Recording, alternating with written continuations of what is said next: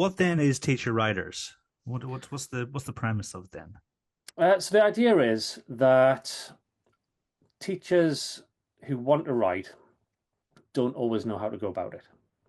And a lot of their ideas, a lot of teachers' ideas are essentially half formed in their own heads. They've had a bit of an experience of something, or they've had a go at working on something and they've seen some success and they want to share that idea, but they don't necessarily know how to go about putting it into a structured form. So what Teacher Writers is there to do is to help teachers to build on that experience and to build on that kernel of an idea, flesh it out, and so that those teachers can create something that is more impactful, that really has a lot more consideration given to it, so that they're not just ideas that you can just throw out in a staff meeting, but there's some real depth underpinning them, and so that we can trust those ideas and run with them because we know that they work. I want our teachers, our listeners, to write as much as possible. I think we need the more teachers we have writing, the better. Because I know there are a lot of edgy books, but I think we need to be sharing that experience. We need to be documenting that and sharing best practice. Like, if someone's listening and they're reticent, maybe if we outline what the flow map of emailing Andy to finished book, what would that flow map look like for, let's say, our least experienced author, but a reasonably experienced teacher? Okay, so let's take someone who, let's say they're an English teacher or a history teacher or a literacy leader, whatever their specialism is. They will typically want to write about their specialism. If we just take non-fiction, for example, we do have fiction writers as well. I can maybe get onto that later.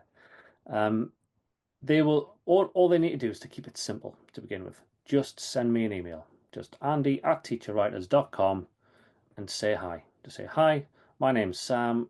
I'm interested in writing a book or an article on, then give me the topic. It could be, Henry VIII, it could be Shakespeare, it could be Pythagoras' theorem for 7-year-olds, whatever it is. And all they have to do is just introduce themselves and the idea.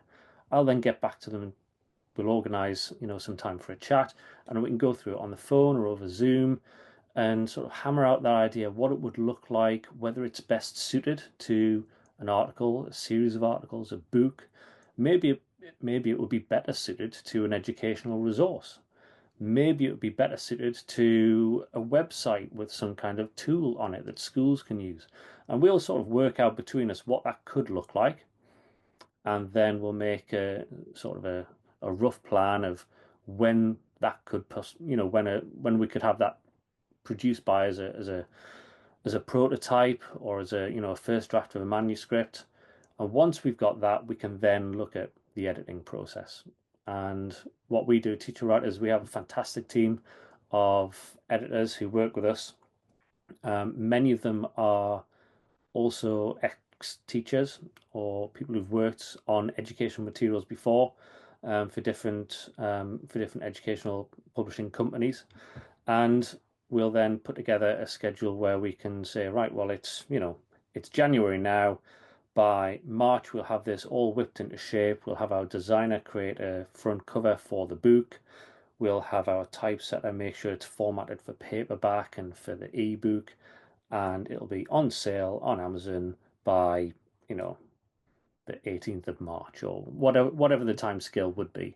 And it's relatively quick because we don't have, 1,000 different moving parts. We want to get that teacher's work out as quickly as possible. So we tend not to take on lots of projects simultaneously. We want to work with that one teacher or with, one or two or three teachers at a time and get their work done and done brilliantly and get out there as quickly as possible. Alongside that, we've then got the supplementary things that we offer as well, like the content marketing. So it might be that that teacher wants to write a book on, say, literacy. Well, in order to sell that book, they're going to have to be a known and trusted author.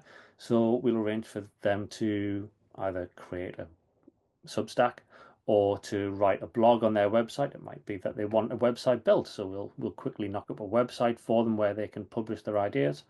It might be that they want to be more broadly known quite quickly, so we can set them up with some articles with some educational magazines, whether it's Homework or SecEd or whoever, and they can get their work out there and in front of the right sort of people, the kind of people who would typically buy those books, and get them set up on podcasts as well.